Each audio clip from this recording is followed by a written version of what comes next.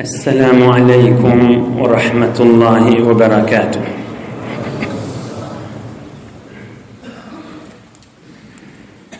بسم الله الرحمن الرحيم. الحمد لله عدد خلقه ورضا نفسه وزنة عرشه ومداد كلماته.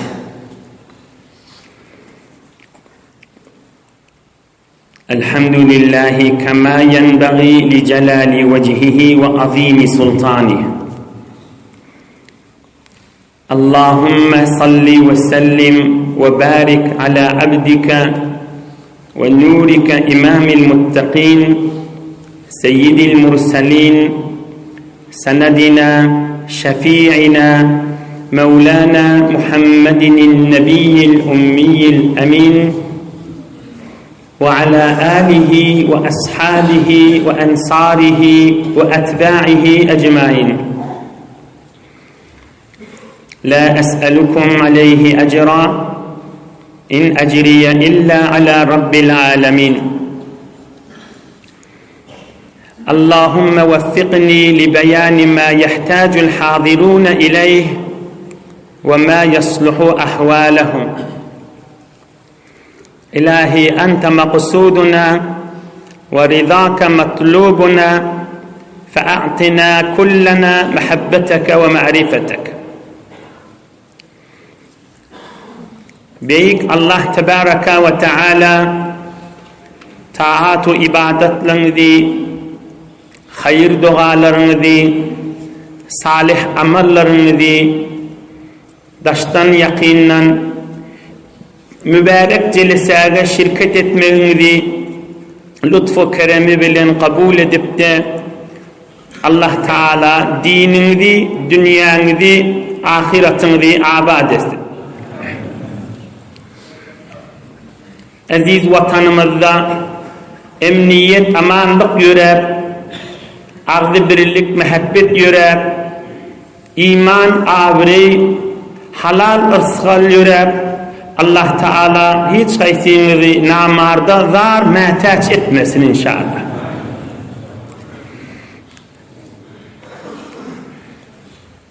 Peygamberimizin mübarek zamanında dünya gelen bir büyük alim var, Hazreti Mutarrif diyeler. Peygamberimiz dünyadan geçenine 7-8 yaşındaki oğlanmış. Hazreti Mutarrif büyük alim, evliya adamların biri. Hazreti Ali'den kan hadis rivayet eden alim adam. Hazreti Mutarrif ol bir dirman söz aydıptır. Hazreti Mutarrif aydıptır: salahul kalbi bi salahil amel ve salahul amel bi sihhatin niyyeh. Bular qorsaqlar ilmli olansan ve nurlu olansan, pak yürekten çıkan kepleri olansan, buları altının suvu bilen yazıp koymalı gördüğünler. Adamın yüreğinin doğruluğu amalının doğruluğu biledir deyiptir. Bir adam yüreğimi doğrulacak deyse amalını doğrulamalı olur. Amal doğru olmanı men yüreğim doğruluk bolmayanlar. Yüreğini doğrulacak bolsan amalını doğrula. Mınnay deyin deyiptir. Amalını da doğrulacak bolsan niyetin doğru olmalı deyiptir. Birini vesile. Kalbi salimlamak Müslümanın vazifesi. Kalbin salim edecek bolsan amalın doğrula, amalın da doğrulacak bolsun, niyetin salim bolsun deyiptir. Ey cemaatlar, Fıkh Hanefi'de bir o misal var şuna. Ulamalar aytyanmış, şumahal bir dehret kılacak bolsan, kişicik bir oğlan ya kız oğlan ya erkek oğlana aydılya, gel berik gözlep dur, men dehret kılayın, dehreti öğrenmeyli yerde. Kadim büyük ulamalar ne diyenmiştik? Şu oğlunun şoğu niyeti de öğredin diyenmiştik. Niyet diyen ne mi? Niyet dediği bir iş etecek bolanda ýüregiňden aýlayan, ýüregiňi çaýkayan zada niyet diýilýär. Bir iş etjek bolýan, namaz, dehret, sadaka, birine ýaxşylyk, ýa şemäre käşi mahal geljek, ýa gurbanlykda maksaljak, ýa haja gitjek, ýa arada tutjak, şo iş etmäken içinden bir aýlanýan bir zat bar, şol işi etjek bolanda şo içinden aýlanýan zady niyet diýip aýdylýar. Şol ýürekde aýlanýan azm, ýürekde aýlanýan irada, yürekden aýlanýan bir pikir bar, şoňa niyet diýilýär. Onun için Fiqh Hanafida Ebu Hanife'nin mezhebini Kurbanlıkta maksalınanna hamana 7 nefer bir mali bir diye ya bir sığır ya bir gemiş şerik da 7 nefer 6'sı bir Müslüman 6'sı Müslüman adam emme biri hamana kafirmiş. Ay men Qurbanlığa men bizatlar bilmeyen, ýöne ay men de oglaň şoğum öýümde bir miktar et bolsun mihmanda gelse, men de size şerik boljak diýse, Ebu Hanife'nin mezhebinde çün şo şeriklerin birinin niyeti, içinden aýlanýan pikri, Allah'ın raziçylygy, yani qurbanlyk der, ondan üçin şonu şerik etmeliler. Eger şonu şerik edilasa, malın da damağın çalnasa, ol altısının da qurbanlygy hiç bolýa gaýta çalmaly diýär. Niyet diýilýän görürüňşi. Bir muqaddama, derman muqaddamalardır, şunka aýdylyjak. Derman Resulullah janyň zamanyna bolan waqiaga. Qadryny bilmeli, ilim görürüňlerdir bila. Bilim, Allah we Allah'ın dinini tanymak ýoluna musulmançylykda derman görürüňlerdir. Şol birinin niyetinde qurbanlyk ýok bolansaň, ay men de öýümde ihtiýat bolsun oglaň şonuň arasynda, ýoksa men qurbanlyga bilemek diýse, ene şi niyeti içinden aýlanýan pikir gowdä bolansaň, beýle kade derer berýär. Ene şoňa niyet diýilýär. Onda ihlas diýip näme aýdylýar? Niyeten belli bolly bir misalyň galybyny bir misalyň içinde. İhlas näme onda? Bir namaz okuýa, amana ýaňyasy namaz 4 rekat farz diýip niyet etýän da pikriňe ýüregiňe aýlaýan, o bilen niyet. Onda ihlas näme? İhlas näme digini bir mübarek habardan Resulullah aleyhisselamdan rivayet bolupdyr, şonu hyzmatyňyza ýetireň. İhlas näme digini aýdyp berýär.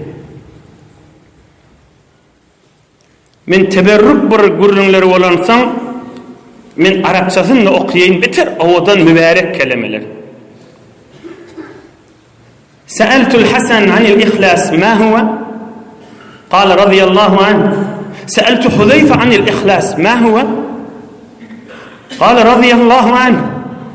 Sa'altu an-nabiy sallallahu alayhi wa sallam anil ihlas ma huwa? Qala sallallahu alayhi wa sallam. Sa'altu Jibril عن الإخلاص ما هو؟ قال سألت رب العزة تبارك وتعالى عن الإخلاص ما هو؟ فقال عز شأنه وجل سلطانه الإخلاص سر من سري استودعته قلب من أحببته في عبادي كذا في تخريج أحاديث إحياء علوم الدين. Ulamalardan biri ustadından soraktır Ebu Hanife'nin zamanında. Ustadım İmam Hasan niptir. İhlas näme bolýar diýipdir. Ol İmam Hasan aýdypdyr, dipdir men muny Peýgamberiň sahabasy Huzayfadan sorapdym. İhlas näme bolýar diýip. Şonu Huzayfa aýtdy, men ihlasy Peýgamberden soradym diýip. Birün Peýgamberimizden soradym. Ya Resulullah, ihlas näme bolýar diýdim. Şonu Peýgamberimiz aýtdy, ha ihlasy men Jibrilden soradym, ihlasyň näme digini. Şonu Jibril jogap berdi, ha ihlasy men Allahdan soradym näme digini diýip. Ine şi tertip gitdi. Men ýöne wagtyňyzy almaýyn bir teberrik Imam Agzamyň zamanyndan dogradym. Ýoksa Imam Agzamdan 300 ýyl soňrama şygaýdypdyr şagirt be şagirt. Şagirt be şagirt. Şagirt be şagirt. Mahul bärik hamany bir sofi piriniň soraýa ya bir şagirt ustadynyň soraýa ustadjan ihlas näme diýip ama ustada aýdypdyr men bu soraw ustadymdan sorapdym. Ustadym da ustadynyň sorapdyr. Ol da ustadynyň sorapdyr. Ta gelipdir Imam Hasan'a. Imam Hasan Basri da Hazreti Huzayfa'dan sorapdyr şagirdi bolandyň. Hazreti Huzayfa da aýdypdyr men Rasulullah'dan sorapdym ihlas näme diýip. Rasulullah aleyhisselam'dan soramda Rasulullah aleyhisselam da aýtdy hemen ihlas näme diýen Cibril'den soramda Cibril aýtdy men Allah'dan soradym ihlasyň näme diýeni.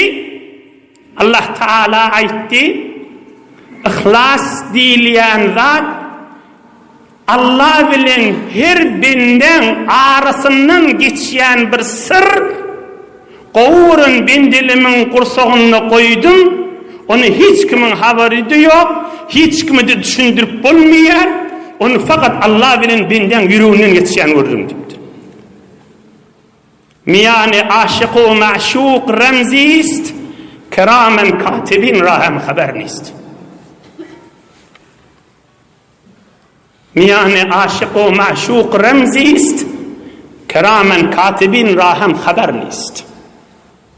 Allah'ın aşkına Allah'ın mehabbetini käde Hudaý üçin her kimin ýüreginden bir zat soğuye Allah bilen öz arasyny bir gurrunlar geçýä gursagynyň eterinden perişteleň habar bolmaň alýa diýipdir. İhlas ýalyşa.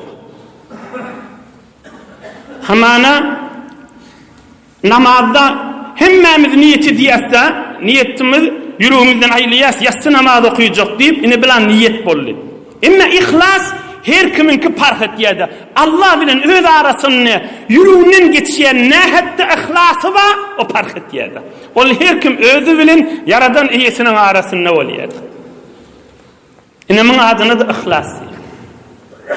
Bir adam sadaka berýär, niyetini hamana bir döwründäki adamlary hoş etmek, bir dostlaryny çagyrýar, emma Allah'a ihlasy nähatda. O bir benneden fark etdi. O da o bir benneden fark etdi. Şoňa ihlas diýilýär. Onu hiç kimi hükmetip bolmaýardy.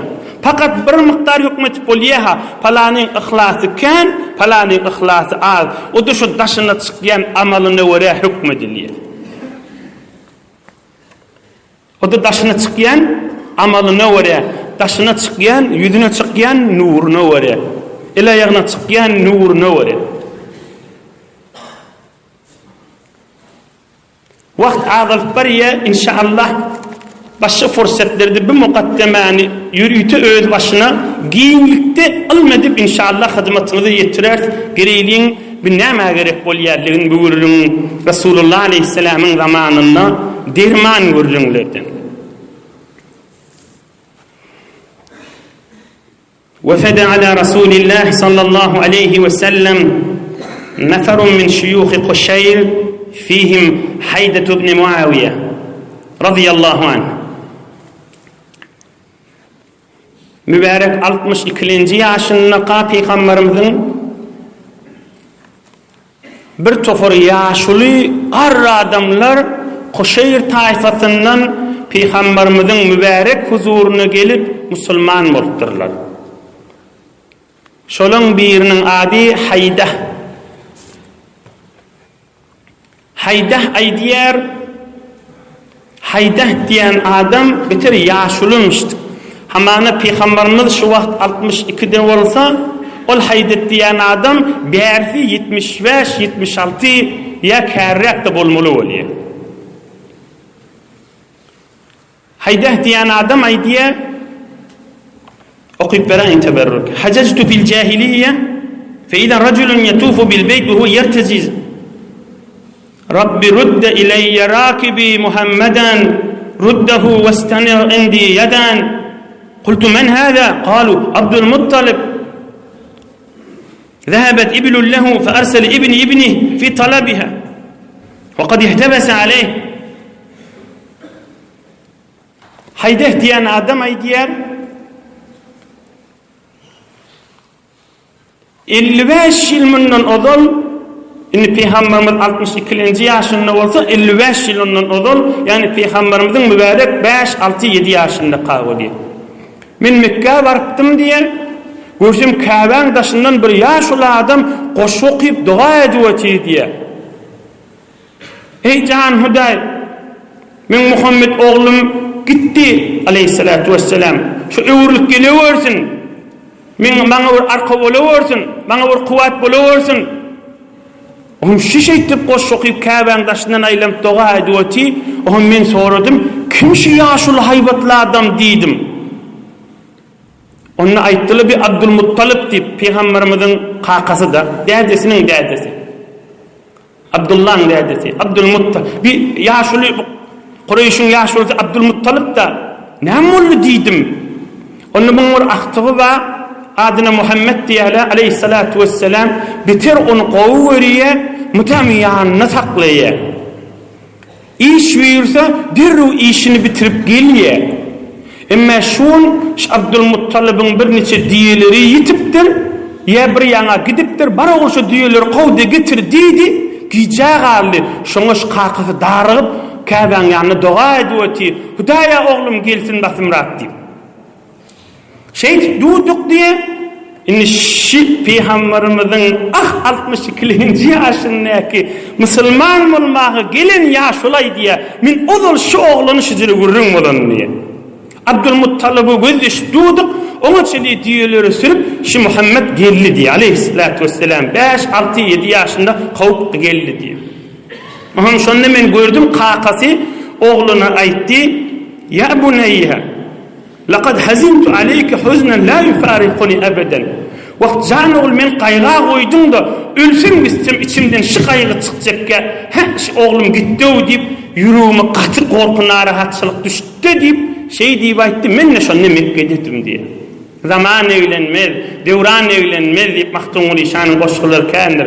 Aylav dolav zaman, o da Muhammed Resulullah aleyhissalatu vesselam'mış, teagil ya 62-nji ýaşa, bir de bir yaşlı adam, bir hayda diyen adam da Müslüman olmana geliyor da. Berekallah, nasip etiptir. Allah onun razı olsun. 2-nji yoldaşı, bir de bir yaşlı adam. Kurrat ibn Hubeyre, bir de kan yaşayan adam. Sonra da varmış. Şu vakti bir yaşlı adammış. Yaşı da olukon, ovasının da riş sefid, yaşlıtıymış, kefi yürüyen adamıymış. Bir Peygamberimize gelin kervanın içinde İbn Hubeyre deyip de adam varmış. Peygamberimiz aleyhisselam bu bir yaşlı, hormatlı adam olunsan bana silap bir mübarek donunun mirin veriptir. O ovasının zekatını yığdap gariplere paylamanı şol adamın boyununu da kıptır. İbn Hubeyre diyeli ona. Şun bir gurrunları var, ihlas bilen dikkat edip inşallah dinleyelim. Kana Amr radıyallahu anh amilen li Resulillah sallallahu aleyhi ve sellem. Bir şol adamın üstünde bir narahat konende gurrun oluyor, bir dinin bir tuvur ulamalar açık ya diye diye sonra yine Müslüman molya deyip yine şu ürün yak niyet ihlası bağlılıkta. Yaşlı Peygamberimizin mübarek doğanını alıp giden adam Peygamberimiz dünyadan geçenini öz ovasındanmış. O da iştensiniz Hak Resulullah aleyhisselam dünyadan geçenini Hazreti Hak Halife Ebu Bekir Sıddık radıyallahu anh halife olanına kan Araplardan bir neçe kavm murtet boluyor, dininden çıkıyor. Hazreti Ebu Bekir Sıddık makan bil muşab hak zahmetini çekip hemmelerini yatırıyor, ya kırıya ya tövbe ettirip Müslüman et ya hemmesini. Ve her hal yankı adam İbn Hubeyre de şol murtet bolan, yani dininden çıkan Peygamberimiz ayrılanına kafir olan kavmin içindemiş. Inni görelim näme hurrunlar bolýar. Peygamberimiz aleyhissalatu vesselam'ın sahabalarının biri Hazreti Amr bir yurtta Peygamberimiz iyi veripdir. şu owan deňesine ýetenni kafir bolan kowmy habar gelipdir hak Resulullah aleyhisselam dünýeden geçdi diýip. Aham Yankı İbn Hubeyre ýaşuly we peýgamberimiň mübarek doğanyny alyp gaýtdy. Şoň öýüne mihman bolupdyr. Sahaba da o musulman. On öýesi sahaba bir peýgamberiň sahabasyny kän syýlag edipdir. Bir malyň damagyny çalypdyr, gow düşäpdir, gow syýlag edip uğramakçı bolanna yankı öýesi peýgamberimiň mübarek doğanyny alyp gaýdan adam bir kep aýdypdyr. Ey Amr diýipdir. Inne laka indi nasihatan wa ana uhibbu an tasma'aha. Qala Amr ma hiya? Men sana aýtjak bir nasihatim ma, kulak assaň diňlesen gowy boljak diýipdir. Oňa bol mihman Hazreti Amr aýdypdyr, "Näme nasihatyň aýt?" diýipdir. Onu bir girişiksiz kep aýdypdyr be. Sizin eýäňiz, sizin ýoldaşyňyz, ýani Resulullah aýtdy. Olar dünýeden geçdi diýe. Siz Qurayş taýfasyndan olan Mekke'de de hemme sizi siýleýärdi. Eýni men aýdan kepin sizin hyzmatyňyza ýetiripdim. Adamlar da sizi gelýärdi, sizi hormatlaýardy. Ve sizin içinizden bir adam çykdy, Resulullah aýdypdy. Bir kep aýtmalyda bir musulman bolup gaýtdy. Sizin içinizden bir adam çykdy we bir peýgamber bolýar, bir neçe zatlar aýtdy, sen men bilýärsin. Biz de şu wagt ýokuş görmedik, musulmanny bolduk. Ve begenlik Araplardan bir baş bolup Araplary bir gowyaňa sürýärdi. Amanul padşah boldy diýen ýaly. Emma ol dünýeden geçdi. Adamlarda bir mahal ızir, adamlar sizin diýeniňizi bölme, sen Medine'ye barıp bölme, Mekke'ye barda öňkünki diýjek bolýar. Mutaessifana şikif aýdypdyr, sen Medine'ye barıp bölme, felhaqu bi haramikum ta'manu. Bir adamlardan sizin diýeniňizi etmejek adamlar kän adamlar kafir boldy diýjegi da dinden çykdy gaýta diýjegi. Resulullah dünýeden geçdi. Sen ýene maslahat bolsa bar Mekke'ye bardy şu taýda gezip ödýipdir. Medine'de galsaň sizi ýatyrmaly, hiç bir sizin diýeniňizi etip bermeli diýipdir. Hazreti Amr renk kögü ütgäpdir, bir kefe eşitdirdi mendir bundan. Yani sen kafir boldy diýip duran ýanyk şu isferýämiň sözleri. İnni aruddu aleyke fe'yul Arab tu'iduna bih. Näme aýtýan sen diýipdir. Haýsy Araplar bilen bizi korkudýan diýipdir. Nasihatyny ödün bolsaň diýipdir. Näme kep aýdypdyň sen kafirlik kep bilen diýipdir. Haýsy Arab aýtýan diýipdir. Medine barar, Ebu Bekir'in Siddiq'a habar verer, üstüňi musulmanlyň atlarynyň dolduraryn görersiz diýipdir. Yo men bir diýjek bolamak diýipdir. Men aýtjak bolýam, janyň sak-sakla Mekke'ye barda diýjek bolýan diýipdir. Aýtmadygym bolsun neşkefi diýipdir. Bolýardy goýuluşy urun diýipdir ýene-de.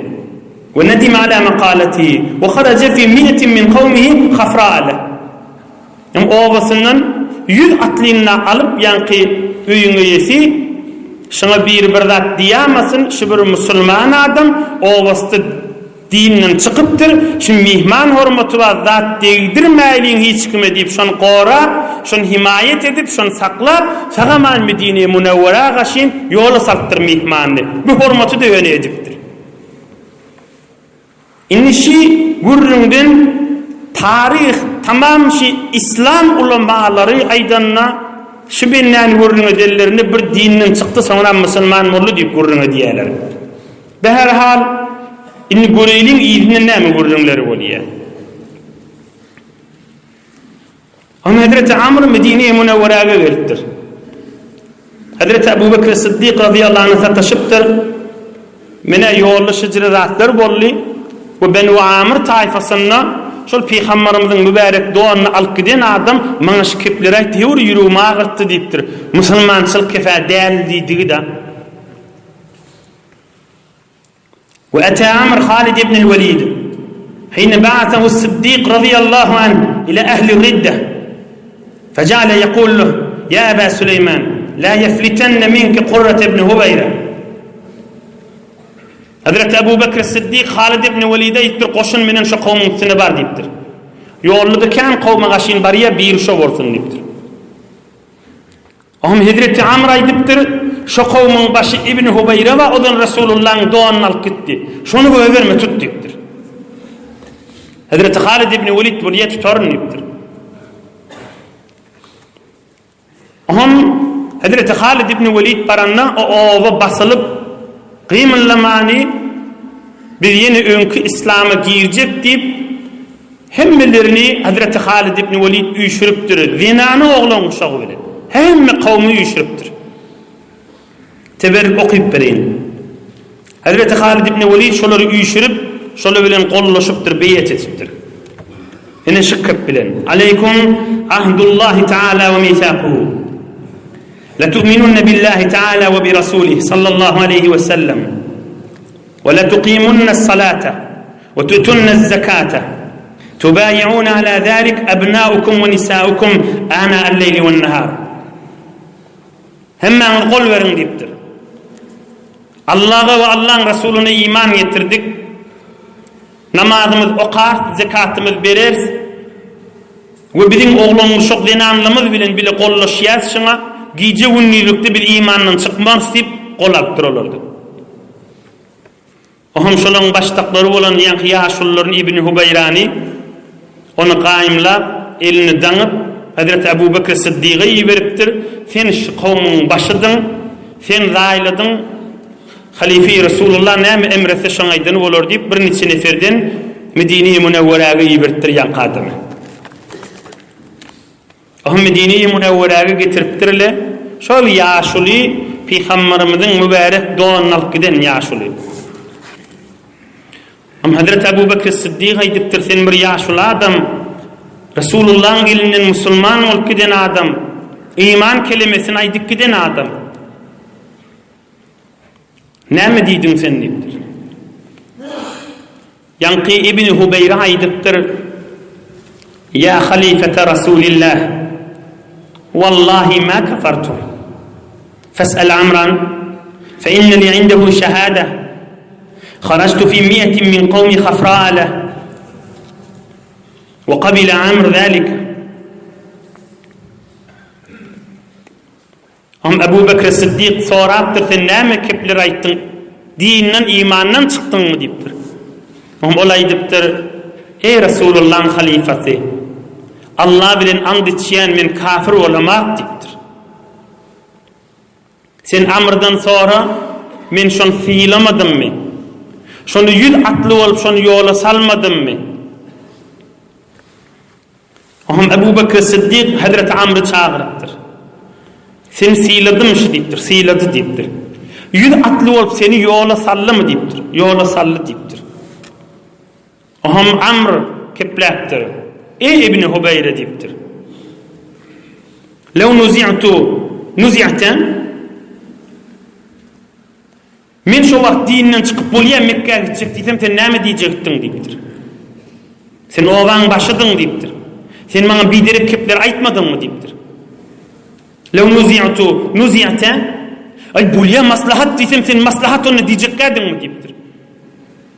Maňa bir kepler aýtmadyňmy diýipdir, kafirlik kepler diýipdir. Eger men dinden çyksam sen de çykjakdyň ki şomo diýipdir. Şu küfür kelimeni aýtmadyňmy sen diýipdir. Fi rivayeti İbn Şahin kana li malun ve walad takhawwaftu ve lem yartad fil batil.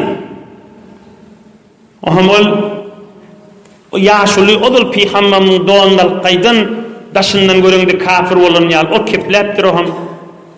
Dogursa diýipdir, men daşyndan kafirlik kelimeni kepledim diýipdir. Men bir neçe kavmdan korkdum. Eger iman kelimesini keplesem meni öldürjekler, malymy aljaklar, oglaň şoğum hatara düşecek diýip korkdum. Emma içimden musulmanyň diýipdir. Ey Resulullah'ın halifasy näme hükmetsen et diýipdir. Mene korkdum, bir neçe adamdan soň bir topar kavmla kafir boldular, dinden çykdylar, Resulullah aýyrly öňkünki bolayly diýip Resulullah dünýeden geçenne O minni malımdan ve canımdan ve oğlun şoğundan korkup minni önkönkü bollum dip dilim menen taşımdan ayıttım dipdir. Yöne içimden min Müslümanım ey Resulullah'ın halifasıdır. Fa'afa anhu Ebu Bekir'in Sıddik radıyallahu anh ve ketebe lehu emanen. Resulullah aleyhisselamın hak halifası aydıptır. Ey Ebni Hubeyre, seni men Müslüman tanıyam, o dilin menin aydınında inşallah afu Allah geçer, eline de bir namı yaz, muhur başlık, sana hiç kim zat demeler, sen Müslüman deyiptir. Radiyallahu anhum, günler, kıyınçılıklar, dertleri geçiptir ha. Ey Türkmen ne olur? Hazreti Ebu Bekir Sıddik ketebe lehu emanen, namı yazıptır. Şu mahal bir başka yurttan gelen pasport eline saklayışı yanıp kitapta onu emanni vay diyelim.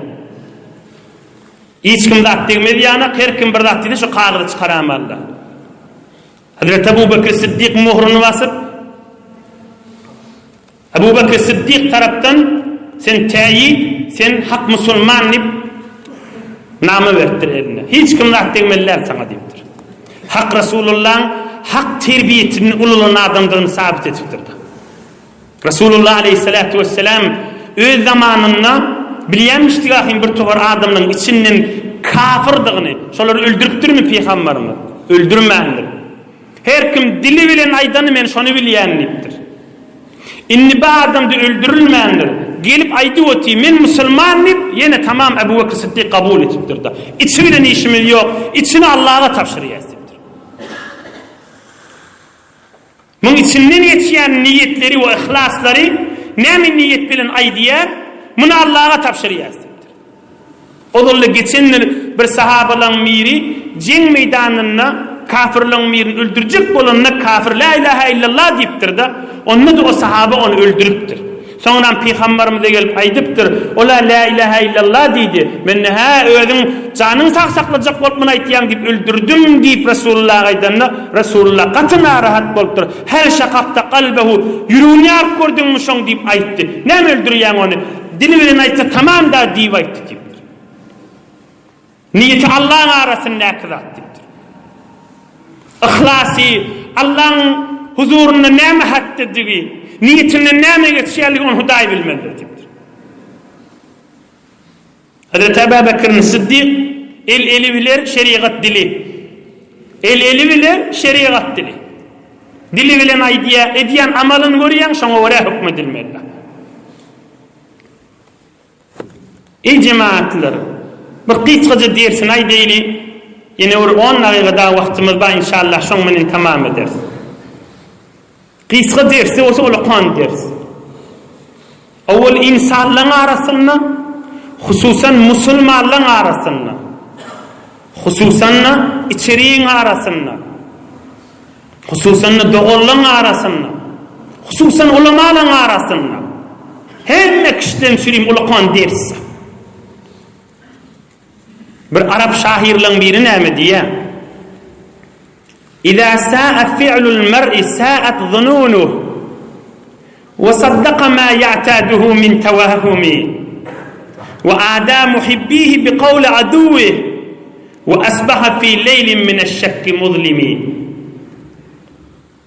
Bir adam öz içi biderek bolsa, ediyen işi biderek bolsa, mutam hemme kişi betkumandır deyiptir. Öz biderek adam bolsaň hemme kişi de betkumanlypdyr. Namaz okuyan oraya ona at-takiyye. Kur'an okuyan oraya ona at-takiyye. Sadaka berýän oraya at-takiyye. Her bir ýakşylyk görse mudan bir zat diýip galýar. Näme öýü biderek adam. İza sa'a fi'lul mer'i sa'at zununu. Adam biderek bolsa içinde pikirlerdi biderek bolýan. Hemme kişi de betkuman bolýar. İçinden yetişen pikir biderek ýoklar ki bir adam içinden aýlanýan pikir Allah'ın ýanyndaky zat. Niyeti we ihlasy. Adam biderek bolsa gümelleri de biderek bolýar. O öz ýanyndan öz içine düşýän zatlary hawa şeýle diýip öz kepine özüne hawa berýär. Öz pikirini öz hawa berýär diýipdir. Ohum düşmanının köfülün dostlarını yigrin ye. Ve ada muhibbihi bi kavli aduvi. Bir düşmanın köfülün erinin, hilinin, oğlunşağından, doğunundan, ustadından, şagirdinden, dost yarından yigrin ye. Halk diyecesinin dağatarına bir günne dağını qarankı ol batır ya deyiptir. İç dol pikirden ol içi deyiptir. Salim mılktan atarana deyiptir. Betkumallık. Hazreti Ebu Bekir'in Sıddık'ı özde Müslüman sen deyiptir. Kağıda yaz muhurda bastır. Bat deyiptir. Peygamberimiz Aleyhissalatu vesselam nâme diye. İyyâkum ve zanne fe inne zanne ekzebul hadîs. Hadisun sahih. Ey ummatum deyiptir. Bitkuman birine megerde olsa falandır deyip öz yandan özün nazar vermek, bidirek güman etmek, etmensin deyiptir. Şu içinden aylanyan pikir var, lep yalandır son şotursu deyiptir. Fe innallâhne ekzebul hadis. Yalanlan da yalan şu deyiptir. Anır da yalandır deyiptir. Fe innallâhne ekzebul hadis. Cemaatler. Ebu Bekir Sıddık'ın bir sözü var. Hakkın şun altının suyu bilen yazılsa hakkı eda olan aktaş aytacak sözünün. İdemet ümmeti rahimlemiştik bile. Erhamu ümmeti bi ümmeti. Ebu Bekir Sıddık. Min ümmetimin en ümmetime rahimlisi Ebu Bekir Sıddık'tır diye Peygamber. Ebu Bekir Sıddık'ın bir aydan sözü var. Qaytaydın ey cemaatler. Şu aydan sözünü altının suyu bilen yazıp koysan hakkı eda olan akta. Onun qovraklat bilen yazmar. Näme deyiptir Ebu Bekir Sıddık? Şu gürünler Müslümanlığın içinden, Müslümanlığın kuluğundan nämdik girmelleri. Müslümanlar näme deyip şu gürünlerden habarsız olmalı. Ne kadar betkumallıklar bilen erheliyle arası açıldı. Ne kadar betkumallıklar bilen tayfaların araları açıldı. Ne kadar betkumallık bilen kudu qarnaşlar ayrıştı birbirine. Ne kadar betkumallık bilen iki alimin arası ayrılıştı. Falanlaşmasından ayrıştılar. Ne kadar betkumallıkları bilen bir kadar din ve dünya vererleri geldi. Hiç sat alamat devrına ön öyle şeyle şollayıp gezbedi. Din neydi o ti betkuman molmallerli. Ebu Bekir'in Sıddık'ın sözüne emenli. Yani altının suyu bilen yazsan hazır de erzişini eda eden akdiyanımı. Teberrük okuyup verin. Ne kadar mihriban kuva adammıştık şılı adam. لو لم أجد للسارق والزاني وشارب الخمر إلا ثوبي لأحببت أن أستره عليه. أخرجه عبد الرزاق. Hazreti Sıddık aydiyar eğer bir oğruyunu görsem diye oğurlap durallığını zina etip duran adamın zina etip durallığını görsem aral çıp duran adam aral çıp durallığını görsem şu Müslümanlığın içinde bir koynuk bilen bir balığın bağı olsa şu koynuğunu çıkarıp şunu örtüp durarın Müslümanlığın aybını halk görmesin deyip şunu basırarın adamı kökölmerin deyiptir. Şu Müslümançılıkta bir direkler halka görünmesin, şu yayılmasın, yayramasın deyip basıracak boların koynuğumun durarın deyiptir. Şu hiç kim görmesin deyiptir. Müslümançılıklar adamların gözünden kaçamasın. Müslümanlığın içinde de bir biciri günah etiyen var o deydiresim gelen akta deyiptir. Aydiyen günahlarını ödü, oğurlap duran adam. Başlan zina etip duran adam, arak içip duran adam, yani anır dolu kon günahları misal tutuptur. Şunu görsem, şu giyimimi koynuğumu çıkar, şunu örtörüm deyiptir. Bir adam şunu görmesin, şunu utanmasın, şunu ben Müslümanlığın ayıbı kaçmasın, Müslümanlar da sizinle günah etiyen bir adamın özde de diydiresim gelen akta deyiptir. Ödüm şunu ahiret diyen deyiptir. Ödümden basılayan deyiptir. Ne kadar hoş kuman bir adamla, nemeyle yaşa adamların içinden? Neme fikirleri geçip duşun içinden? Hak halife ol oturuyor. Resulullah Aleyhissalatu vesselam'ın hak canişini onun için o adama neme hükmetiptir? Münadiptir, deyipdir şu wagt korktum oğlum şoğundan. Ey halife Resulullah mene wallahi ma kafartu. İçimden kafir olamak fakat dilim menen kafir oldum diýip aýdypdyr. Onda da Ebu Bekir Siddiq nama yazakana sen musulman hiç kim sana zat degmesin diýipdir. Musulmanlyk içinde aýply adam köpküdüsün meline hoş guman bolýanmışdy. Terbiyet gören adam da Resulullah'ın elinde. Ine yankı yaşulu sahaba Peygamberimizden musulman boldy. Sonra benden içinden bir zatla aýlandy onu Allah bilmeli. Benden içinden bir zatla aýlandy niyet we ihlasy barada onu Allah bilmeli. Taşı bilen hükmedip Hazreti Halid ibn Velid ve Hazreti Amr onu elinden iyi verdiler halife ağaşın Ebu Bekir'in Sıddık'a. O da Müslüman hükmetti. Sözünü eşitti. Tamam oldu. Tamam tarih kitaptaydanla şu benimle kafir olup geçti. Dininden çıktı diyemeye. Dininden çıktı o sonra yine İslam'a girdi diye. Ondan ki dininden çıktı deyip hükmet diyelim. Yan kıvırın. Eli bilir, şeriat dili bilir. Dili bilen dininden çıkansan dininden çıktı diyelim. Yine dili bilen dine girdim diyensen dininden çıktı o yine dini girdi diye diyelim. Onun içinden aýlanýan gurrun Allah bilmeli. Hoşguman bolmak, musulmana mehabbeti içinden aýlanmak, ay şeýledir diýip şo diýip şonu dogrulajak bolmak. Allah Taala ýaşaýşyňyzy iman nuruny dolu etsin inşallah. Allah Taala ilmini bereket mehabbetten dolu etsin inşallah. Rahmet ýagyllarçyň siptudi Allah Taala rahmet edip ilmini bereket edip ýagdyrsyn inşallah. Bütünlümüzün de ruhlar şad bolsun inşallah. Bir alham 3 kul huvallah okuyaylin, ölü dir hemmelerine dua eder. Okabir. Piraga ilahi amin. Hatmi Kur'an-ı Kerimler ve bahşetmeli ekrançılığa ene matama dua et diyeller ve maridimiz va diyeller ve qarmanı siret tefsiri gelýän hacimiz va de müşkülüm ma amel cerrahi de bolmalydyr. Hemmemize dua et ilahi amin. İlahi amin, aman emniyet görürsün, mehabbet görürsün, bereket görürsün. İlahi amin, amin ya ilahel alemin. Amin ya mucibet davet. Birahmetke ya erhamer rahmin. Berekallah, yoldaşlarınızla elinden tutavurayım.